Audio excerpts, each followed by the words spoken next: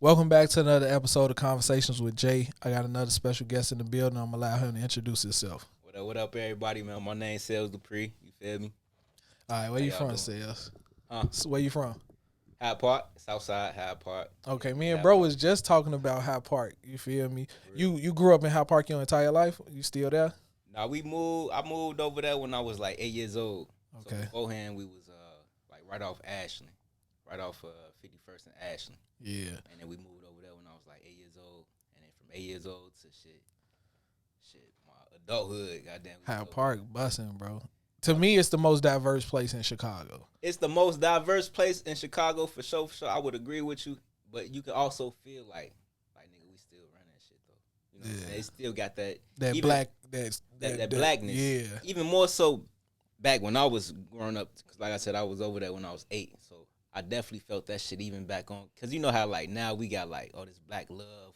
You know what I mean? We got this movement of, black empowerment. I always felt that shit in Hyde Park. Yeah. You feel me? Girls with natural hair and shit, yoga pants. That shit was going on in Hyde Park. Facts. 10, 15 years ago. Like, for real. So I always felt that shit, dog. So, yeah, I fuck with Hyde Park, for real. My auntie used to live in Hyde Park for a long-ass time. And when we were shorties, me and my brother, we always go to her house on the weekends. And we was all through Hyde Park, bro, just running around. And it just was always like a different environment than where we was from. Because I can't never remember Hyde Park being like a dangerous place. Right. It always was like a nice, chill, calm location. You Welcome. feel me? Yeah. And now to see all these high rises and shit, bro. I was in one building, bro. It was literally a high rise in Hyde Park, bro. Condos, shit was beautiful, bro. Yeah. Oh damn. They got hotels and all type of shit. And LA I Fitness. just seen the plans. It's supposed to be like 2028 or something. This woman's supposed to be building some shit over there, and this shit looked spectacular to me. You feel me? But I can't remember what the fuck it was supposed to be called and what was supposed to be in it. You feel me? But shout out to Hyde Park, man. I love Hyde Park. Yeah. I fuck with Hyde Park heavy, bro. It's just the love. You can definitely feel love there. And like I say, the lake right there. Facts. You know what I mean? But yeah, dog, I fuck with Hyde Park. Now, at what point did you start making music, or did you become a fan of music? That was always in my home, bro. Always in my home. I always say like I remember when I was probably even before school. This was I remember when Def Jam had their 20th year anniversary. Mm-hmm. It came out with like maybe a 4-disc, 8-disc collection. It was like you open that bitch up like a book. It had number CDs in that motherfucker. Just all the greatest hits of Def Jam. You feel me? I just remember playing that motherfucker in the stereo. Remember, you know the stereos used to have like, you could put 5-8 displays. Yeah, exactly. I used to put that motherfucker up in there playing Slick Rick, all type of shit. And that was early on, and then that grew into me because my favorite person at that time was LL Cool J. Okay, you couldn't tell me shit, nigga. I had the Kango hat. I'm talking about like Mama 6 said years knock old. You out. Oh yeah. Shit. I learned all his lyrics, dog. You know what I mean? You know, he used to have like his pants rolled up and shit. That was me, dog. At 6 years old type shit. And that grew into me, like, filling in his lyrics with my own shit. You know what I mean? And that grew into me writing my own shit completely. And that grew into me having battle raps outside the school. You know what I mean? And then that grew into me compacting my own mixtapes in high school. I made my first mixtape when I was, like, 14, 15. Damn. Like, you know what I mean? And then going to Kinko's, printing them bitches out.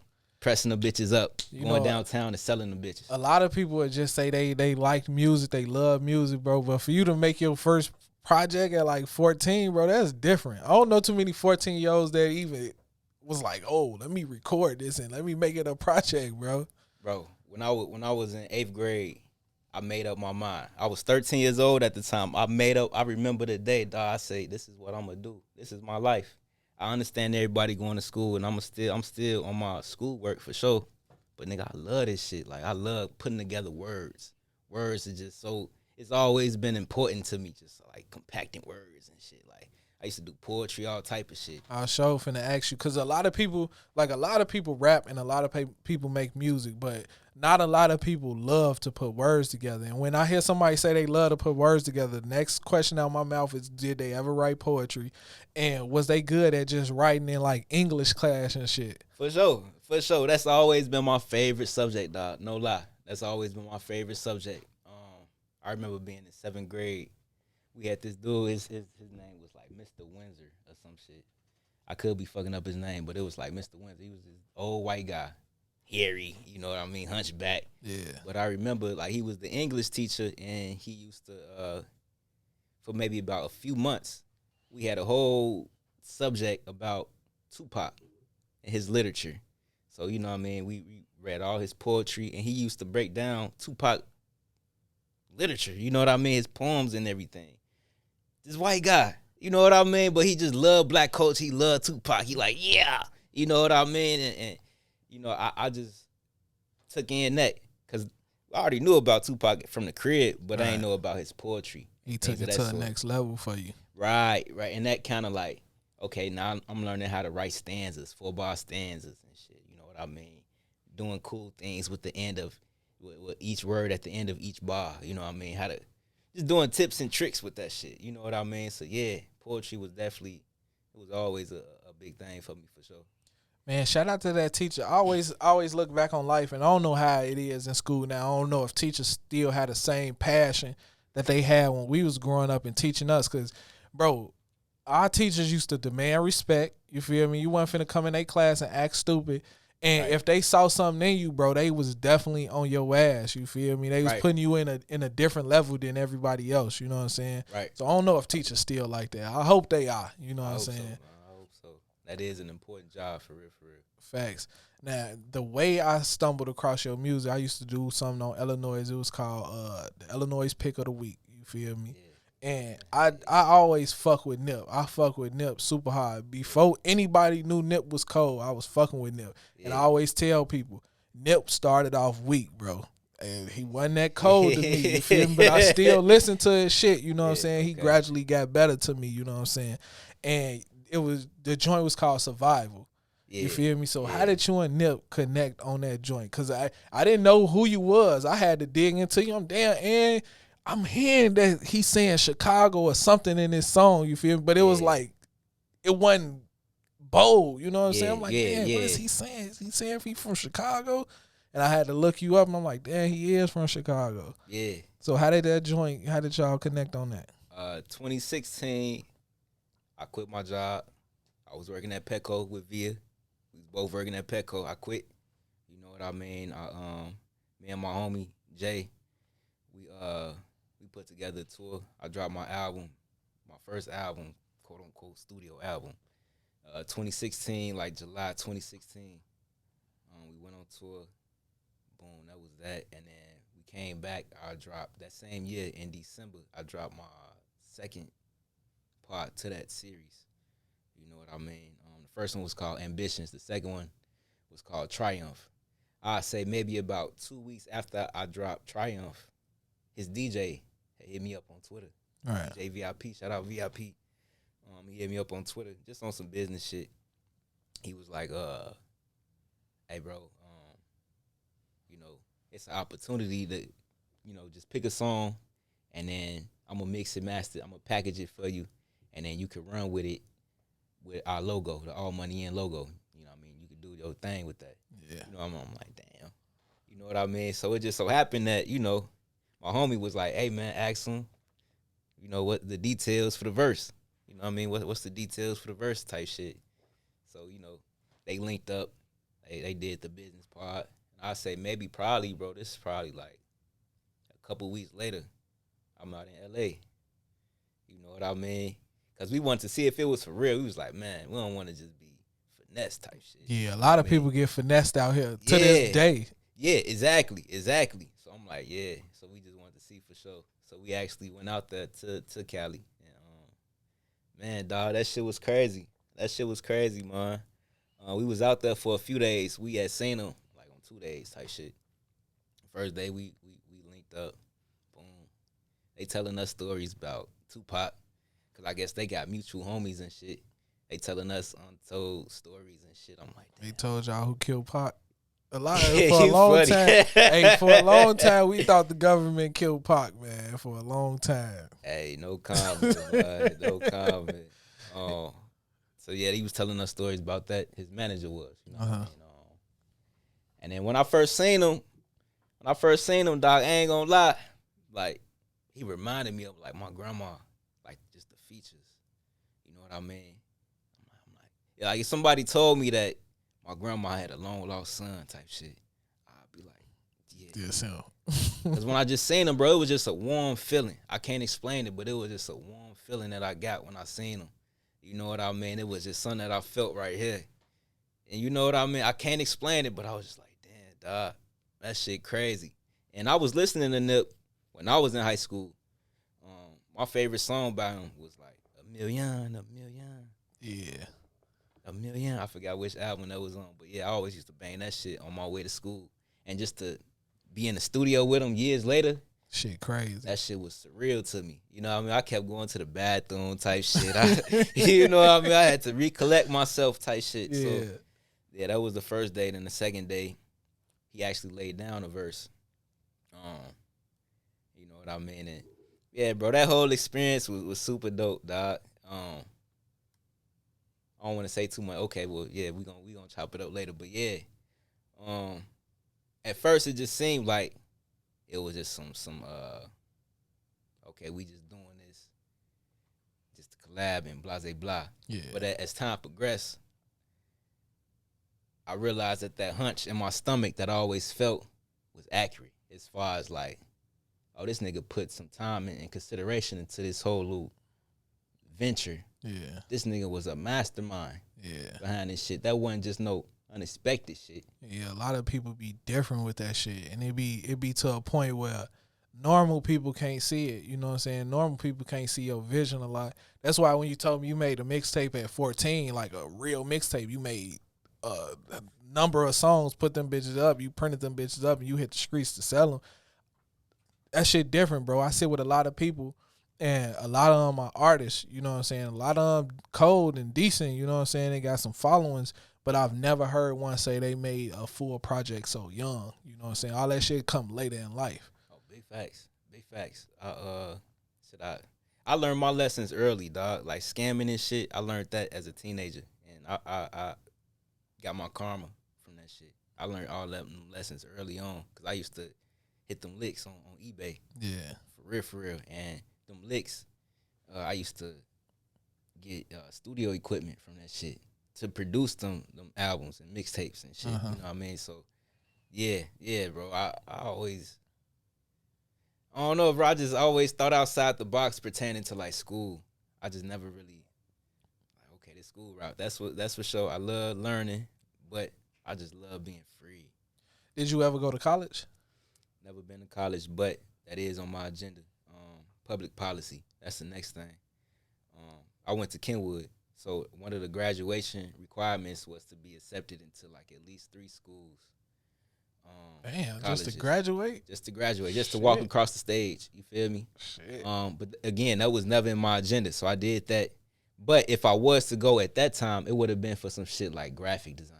Yeah. That shit ain't relevant to me now at all, so I would have made the wrong decision. Right. You feel me? But now I'm a man. I come into my own self. Public policy.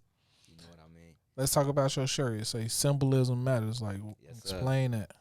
Symbolism Matters, man. That's something that came to me because we all know about Black Lives Matter, which is you know, people got their mixed opinions about it and whatnot, and I'm here for both sides. But nonetheless, it was relevant, and it still is relevant to today. Besides all the politics and things of that sort, it raised a certain awareness. But I just want to take it a step further and say symbolism matters. Symbolism matters. We at a point in time now where God is trying to get our attention. For real. Everywhere we go, dog, God is trying to get our attention. And we just got to slow down and listen. And I understand how that may be hard because how we've been conditioned. But if we really slow down and listen, we'll be like, damn, God been talking to me all this time. I ain't really even know God been talking to me. Are you that type of person that, like you say, you've been through some things, you scam on eBay and you learn lessons from those? Are you the type of person to like if a sign is presented to you, you take that sign? Most definitely. Most definitely. And I haven't always been that way. Cause I really came into the spiritual shit when I was like 19 going on 20.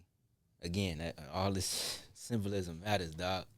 Going back to VIA and all that shit, working at Petco. Petco, that job really was the catalyst for my spiritual awakening. Cause I ain't really care about animals up until that point. I'm being around animals and shit. I gotta pick up rat shit. I gotta really care about mice.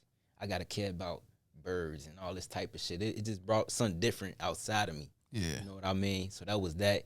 And then and she can attest to this. We even had a janitor that worked at Petco. Dog, this dude was the most spiritual and just like his soul was intact. You know what I mean? Like he had so much love inside of him. I'm like, damn, we used to have the most mind-blowing conversations.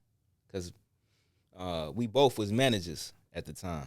Me and Viet, just keep bringing it up. But we both was managers there. You did what I mean. So I be managing the store. I break away and have conversations with him up in the hallway every day. It just tell me some mind-blowing things pertaining to like Kundalini energy, what the world is really about. And this is all the time where I'm going through my awakening. I'm learning about Dick Gregory, Dr. Phil Valentine. My baby. On the real, you know what I mean? So I'm just feeling chills all over, you know what I mean? But he was really the catalyst for that as well. And I say that to say, when I would speak to him, I promise you, before I knew about all this shit that I know now, I'm like, dog, this nigga reading my mind. I'm like, how the fuck is he reading my mind, dog? Right. I'm not crazy. This nigga reading my mind. Right. How's he doing that? How was he doing that, dog? Did you ever tell him that?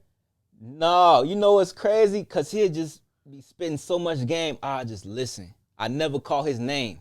I never called his name, dog. Damn. After all this time. Because I just be listening. And every time I'd be like, all right, okay, I'm going to ask him his name today. But he'd just be talking, I just lose track. You know what I mean? Because he was just that spiritual. You know what I mean? But Via, she'll tell you that as well. But, yeah.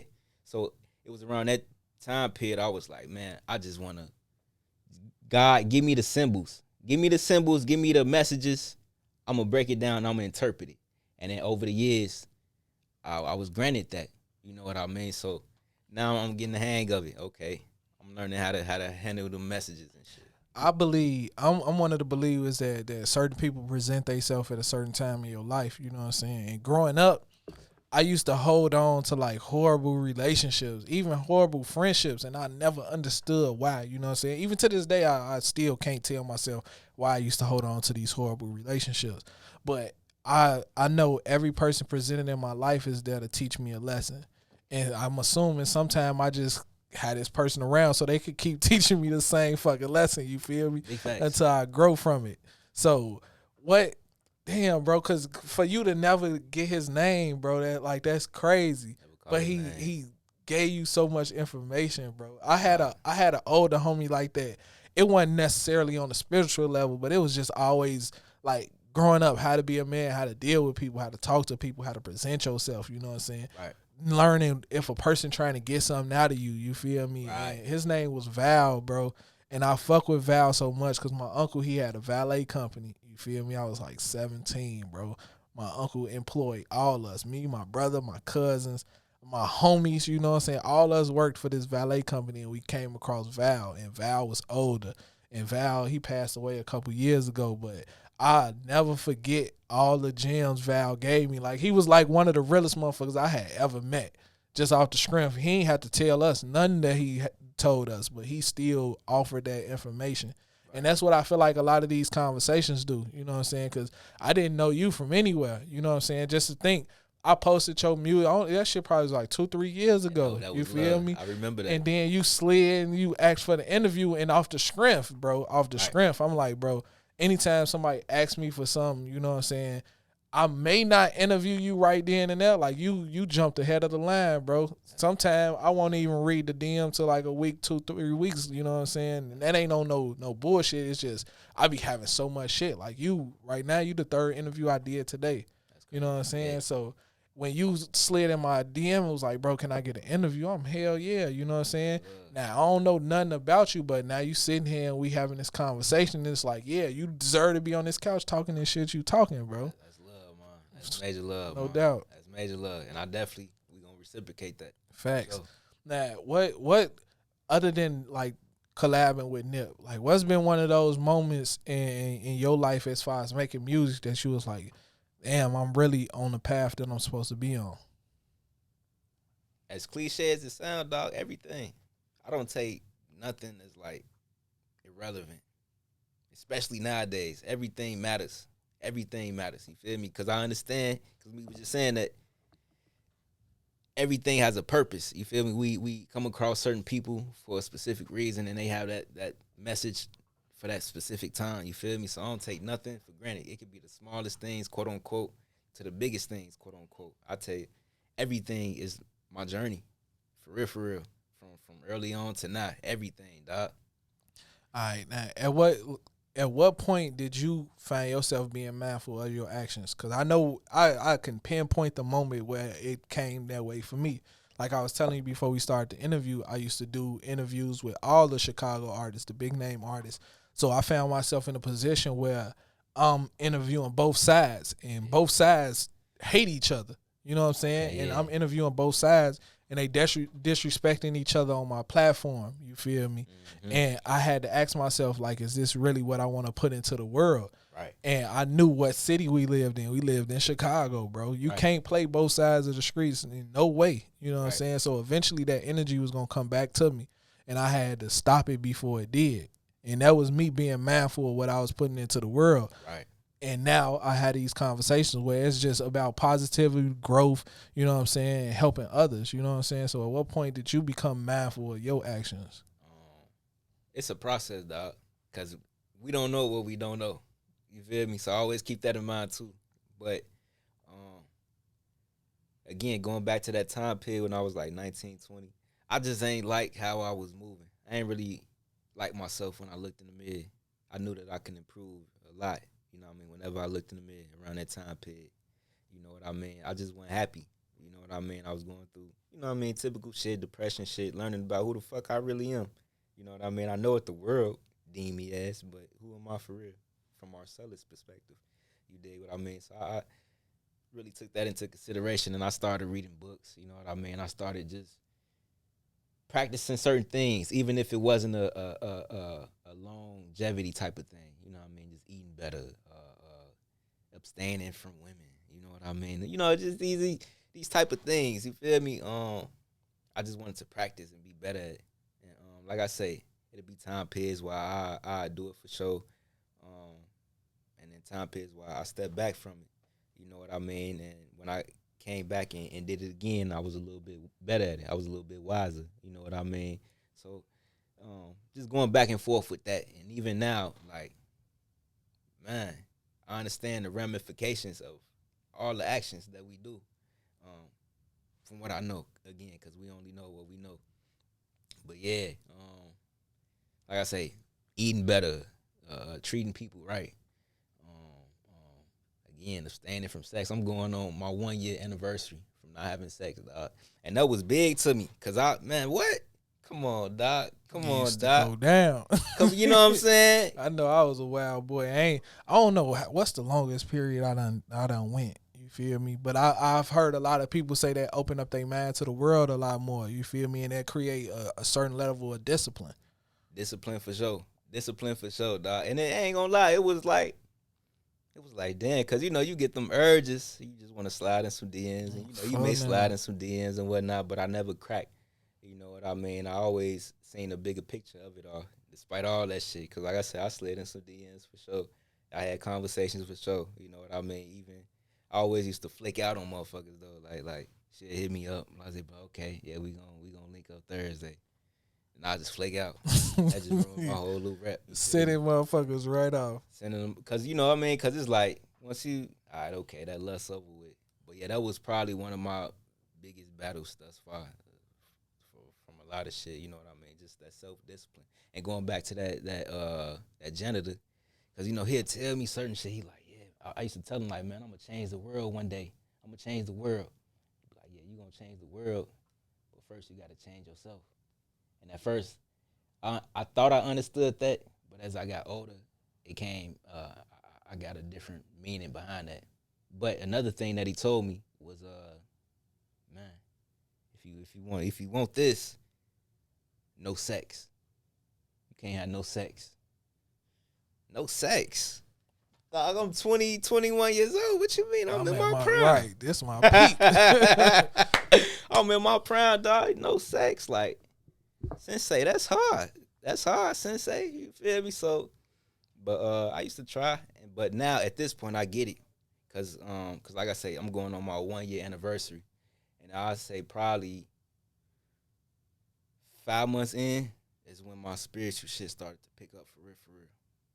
Cause that exchange of energy, that shit real. Facts. That shit real. You know what I mean? And just to abstain from it, it does, from my experience, it brings out a different type of sensation. You feel me? Where you become more open to shit around you. So I get it now. I get everything you was saying. I get it. Have you been in a position where you explain that to a female? Like, man, I'm abstaining for this reason. Yes and no. But the thing about women, dog, they don't really want to hear that shit. Right. You know what I mean? Now, women gangsters, bro. They be gangsters. Motherfuckers don't even be knowing women is fucking gangsters. On the real. And, my type of women nowadays, they, she already should be hip to this type of shit. So that should be more welcoming. But yeah, I just, through this transition for this 1 year period, it kind of helped me weed out what I like and what I don't like in women type shit. You know what I mean? What I should put up with and deal with, and what I deserve type shit. I'm the prize too. I'm the prize. It's great that you in this mindset where you realizing that, because I never in my entire life, bro, until probably I say 3 years ago, I didn't realize that. I always knew I was the shit, you know what I'm saying? But I never looked at myself as the prize. Right. You know what I'm saying? So for you to be in a point in life where you realize that, because, bro, it like growing up, we always thought we got trophies for how many chicks we smashed. Right. And at the end of the day, that shit don't matter, bro. It like, don't. because they gonna move on, you gonna move on. And at the end of the day, if you ain't learned nothing from them or they ain't uplift you in a certain type of way, then it wasn't worth it. And right. I know there's women in my life that I should have kept, you know what I'm saying? Yeah. But I was always thinking with the wrong head, you know what I'm saying? Yeah. It wasn't, oh, man, this woman perfect for you. It was like, bro, that woman bad, that woman bad, that woman bad. You need to add all of them to the list. Yeah. You know what I'm saying? And fuck the one that's perfect for you, you know what I'm saying? Fuck the one that's right for you. Fuck the one that asks you, is you okay? You know what I'm saying? Yeah. I never learned that until I would say right now until it was too late. Because you look back and you be like, damn, bro, I should have. You know what I'm saying? Nah, that's big facts. I feel that too. I felt that way too.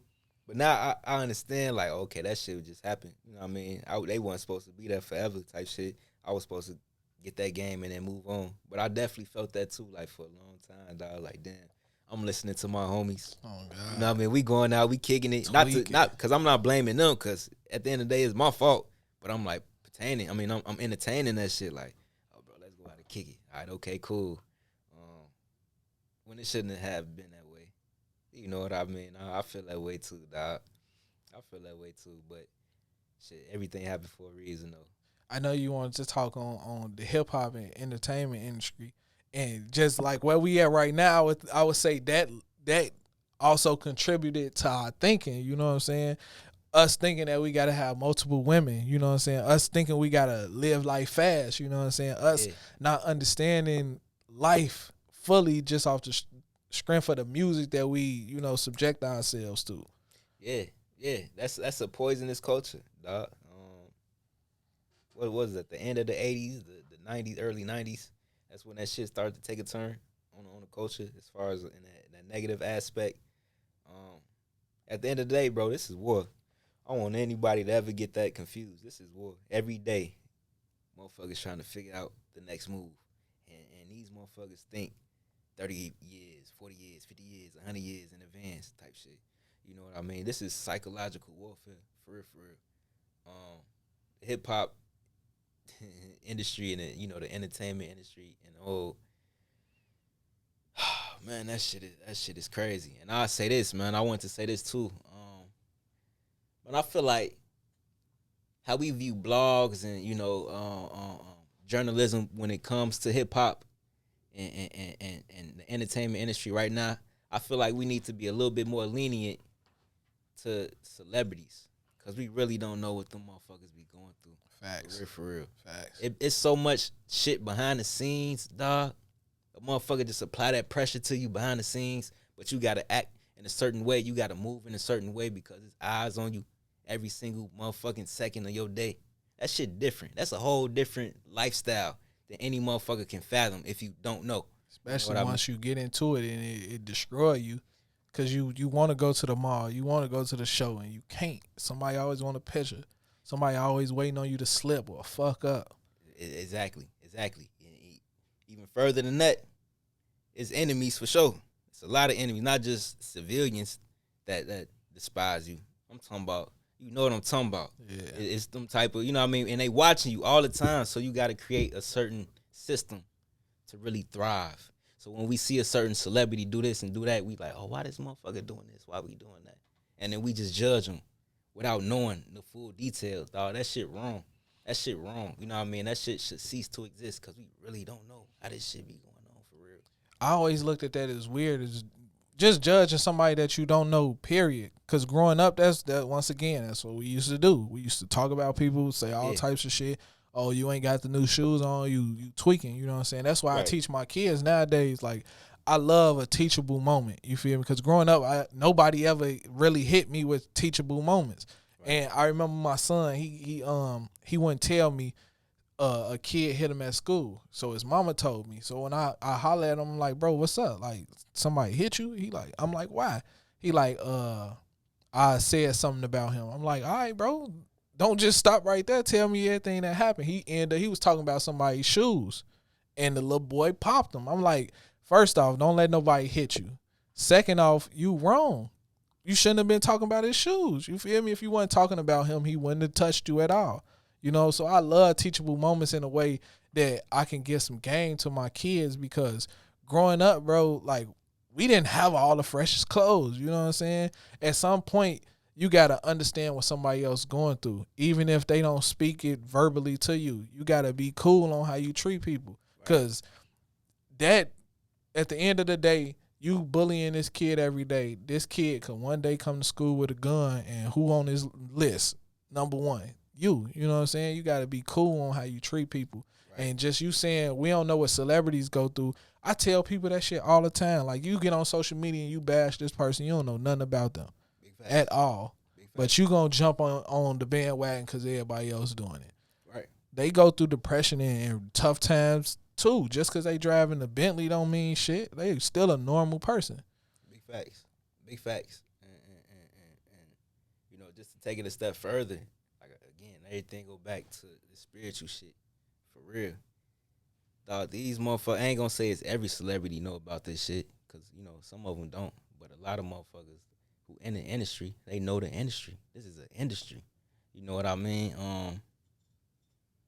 This motherfucker been around for some years. It's very intricate. It's a labyrinth. You know what I mean? This magic shit is real. Magic is real. A lot of celebrities that we see are magicians. How about that? They not gonna tell you just flat out, yeah, I'm a magician, because we know the stigma behind that motherfucker. We know what type of attention that might bring if a motherfucker just say, yeah, I'm a magician. But so they gonna disguise it as a gangster. They gonna disguise it as this. They gonna disguise it as that. But these motherfuckers know how it go. It's a whole, bro, this Harry Potter, all this shit, bro. This shit real. You ain't gotta tell me, bro. Bro, this shit real. Anything I see in a movie, a TV, anything, bro, I might not seen that anywhere else, but just off the strength of me seeing on there, I know this shit real somewhere. This shit happened somewhere. Bro, somebody had to see this shit. On the real. And I feel for him. I definitely feel for him. Bro, a motherfucker can know what you gonna be doing 6 months from now to the exact day and the exact time. And they can even take it a step further to say, oh, this nigga gonna be wearing a white shirt with a logo on that shit 6 months from now. It's that shit. So just think about what the type of shit that you up against when it's that shit at play. You know what I mean? This shit ain't for fake. You know what I mean? This shit for real, dog. Some people can't bring their minds to even think about things like this being capable. I think it's off the strength of them being scared. Like I had conversations with my chick, and I tell her, I'm like, bro, they can create weather. They can control the weather. And she like, nobody, only God can do that. I'm like, bro, just break down simple science. If I know how something works, I can manipulate it. You feel me? Yeah. They know how it works, so they manipulate it. And that goes with everything in our lives, bro. Right. That's why, like, I went to Jackson State University for college. I did a half a semester down there. And this was when Hurricane Katrina happened. Now, imagine, I'm a kid from Chicago. I ain't never been in no hurricane, nothing. You know, we get rain and shit, but I've never been in no shit like this. Right. And to hear people tell me that they had people in New Orleans that heard explosions before the levee broke and things like this. And it's like, bro, it take an evil motherfucker to do some shit like this. But most people gonna say, nah, that shit just happened. That was nature. Like, no, bro. None of these disasters are just happening, bro. Right. These motherfuckers creating these shits. Right. And they using these bitches as warfare. And a lot of people, like I say, they scared to see the world that we live in like that. But you think that black kid killed black kid for no reason. Right. Crazy, bro. Right. Psychological warfare. And this shit been going on for hundreds of years, dog. Hundreds of years. And that shit just crazy. But we at a point now where the curtains being pulled down. Peekaboo. I see you. I definitely feel like people are more aware nowadays. Yeah, it's a renaissance. It's a revolution, dog.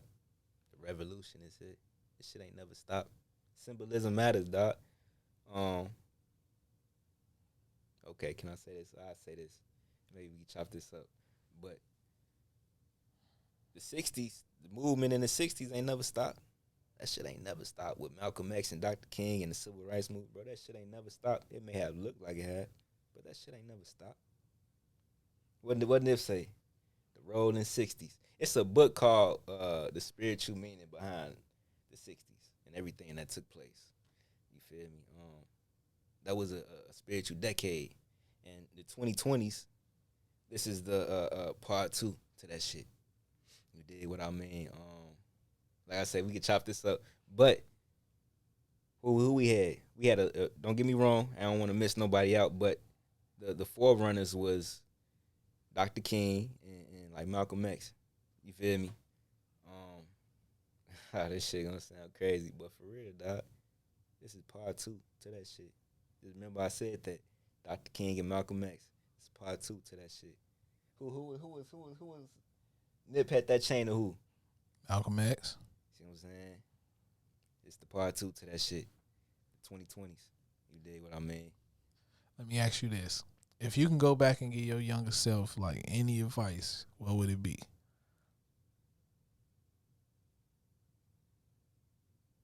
Keep your chin up. I felt like I was real susceptible to just the world and opinions of the world. Them shits ain't never really even matter.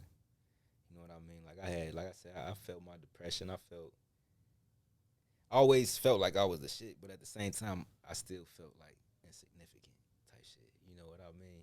I tell myself, bro, don't worry about that shit. You worry about insignificant things that really don't even matter. All the shit that I was tripping over in the past, dog, I can't even remember. Facts. A lot of that shit I can't even remember, dog. So I tell myself, man, don't worry about that shit.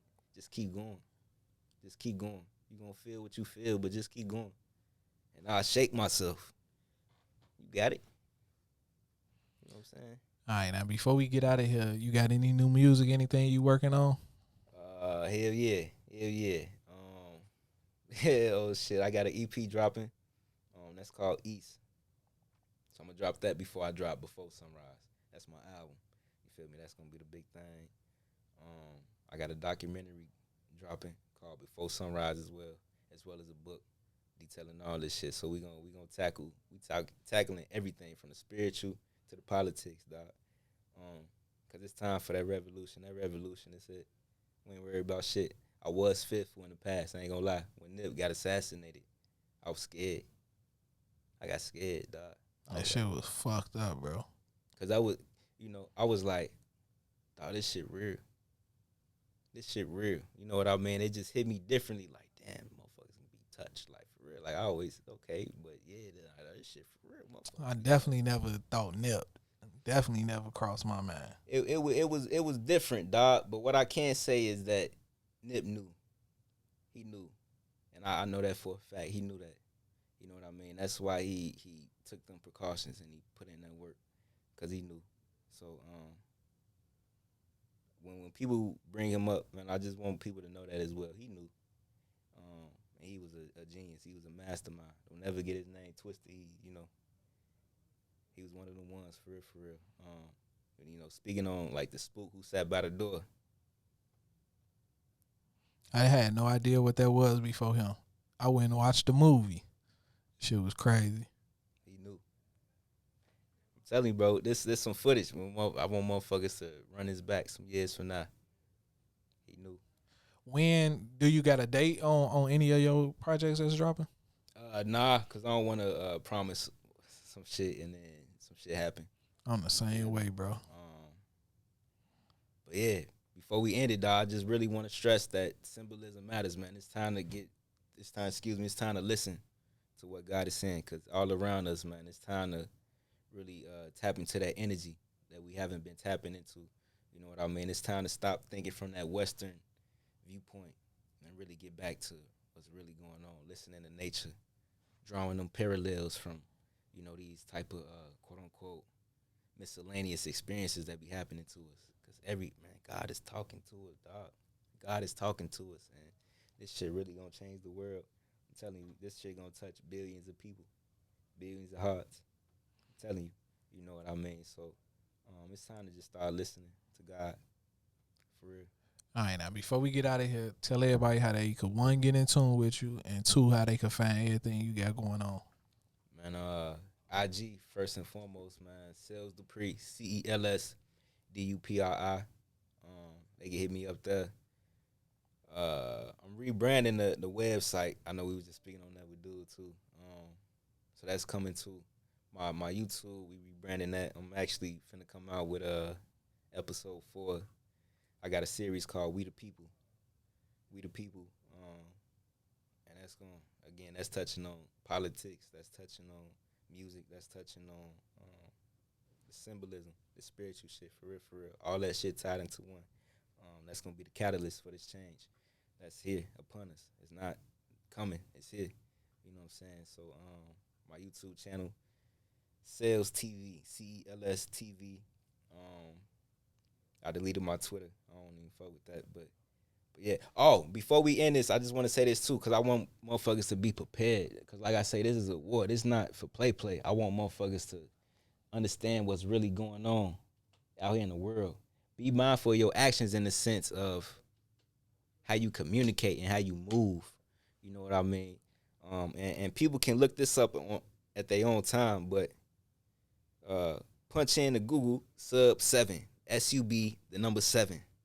That's the software that these motherfuckers use to tap into your phones. So we may think, oh, just because celebrities in the limelight, they the only ones who get it. No, if you on a grid at any point, you a part of that shit too. Regular civilians, you know what I mean? These motherfuckers hack into your phone and you don't even know about it. So you feel like you having a conversation right now, a nigga listening. Just being quiet. You don't even know your phone tapped into.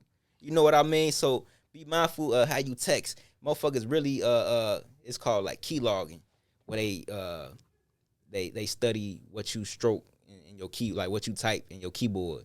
They able to log the words and shit together and whatnot. So you may just be thinking, oh, the motherfuckers ain't on me.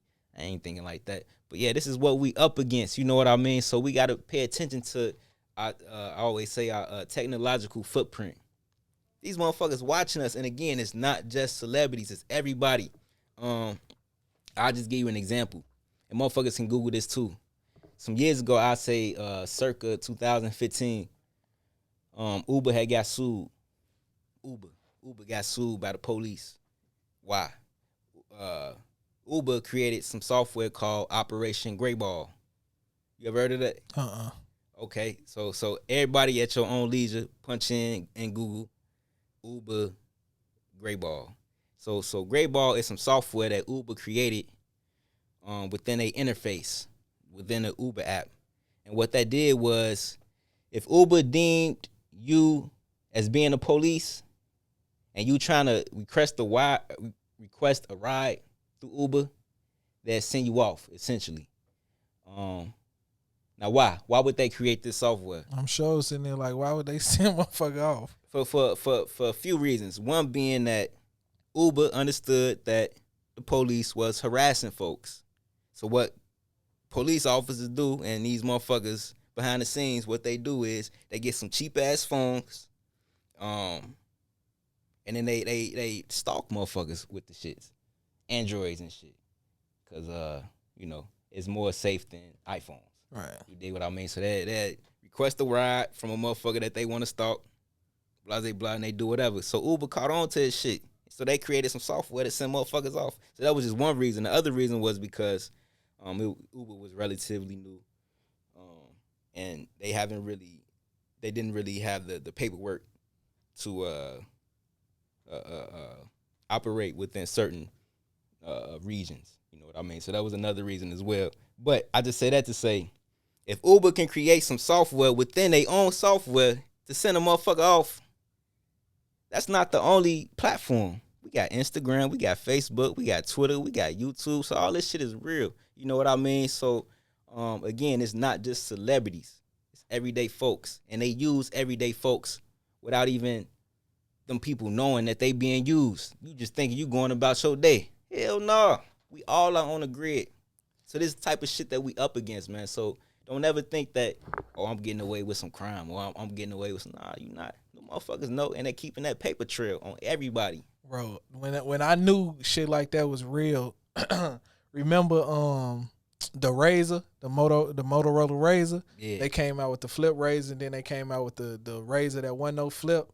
It was all just touch. But I'm saying that to say, I had the Razor, bro, and I literally sold the Razor to each one of my homies. I buy it back at a cheaper price. I sell it to another one of my homies. One of my homies got a hold of the Razor. He eventually kept the Razor, but he plugged this phone up to his computer, bro. And everything that all us ever did on that Razor, bro, somehow he found a file, bro, that had everything. Text message, phone call, videos, pictures, everything, bro. Everything on this phone. We would, every time somebody else would get the phone, everything would be erased. We'd delete everything, bro, but it never really erased. It was always on that phone. You feel me? So we never understand the full length of technology, you know what I'm saying? But technology is a motherfucker. It is, dog. It is. And I just want people to know that, because like I say, this is a war, and I'm not scared no more. I'm not afraid no more. I done been through my shit to the point where, okay, I know what it is. I know what I'm up against. I know what's really going on. Motherfuckers say whatever, but I know what's going on, because I done been through the shit. Right. Motherfuckers tried to put fear in me, but I prevailed from that shit. So I just want to tell motherfuckers what I know. You did what I mean. So yeah, man, just be mindful of what we do. And don't ever think that you finessing a motherfucker or getting over on a motherfucker, because you not. And the motherfuckers keeping that paper trail. So if you going to move strategic. You know what I mean? What's that word? It's a song about AZ and Nas. It was like, you catch that body, better have an alibi. Keep an alibi. Not just for that, but I'm just saying for anything. Just keep an alibi. Yeah. That may go over some motherfuckers' heads, but run it back. Keep an alibi. You did what I mean? So, yeah, man, just be mindful. Be mindful for sure. Man, I want to say I appreciate you for sliding through. You feel me?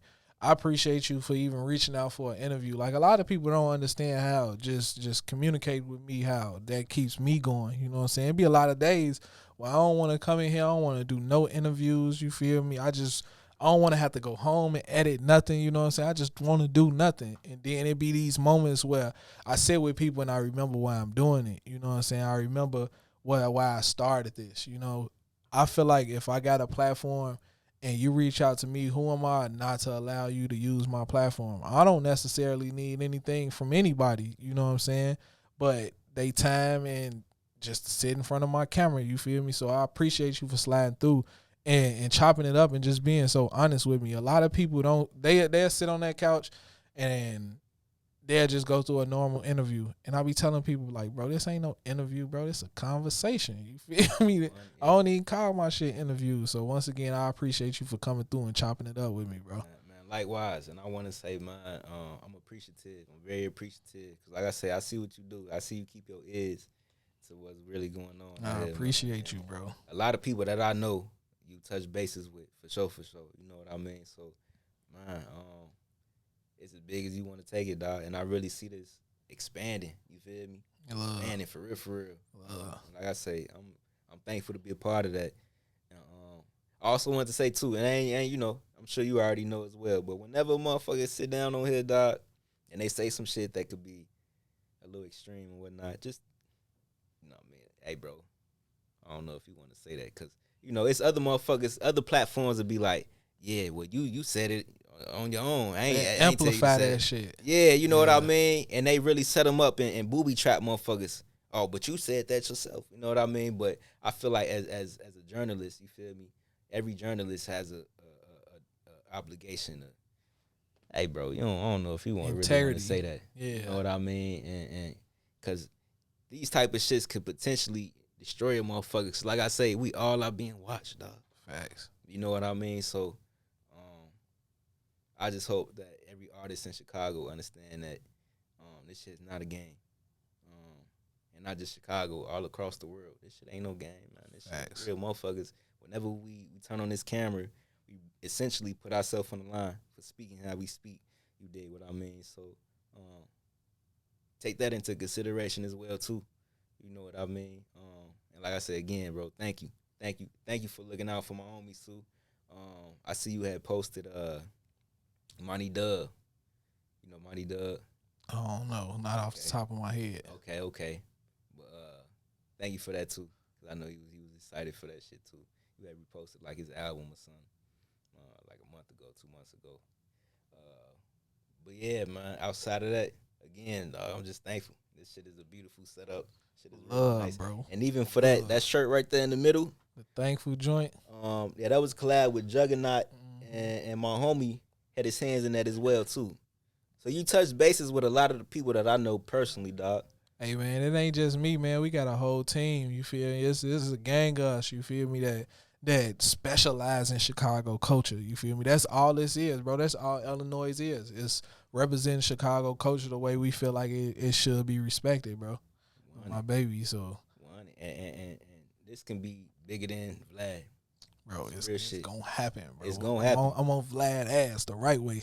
On God. A lot of people tell me that too, so I appreciate you for telling me and once again chopping it up with me, bro. Man, that's motherfucking love, man. And this has been another episode of Conversations with Jay. Hey.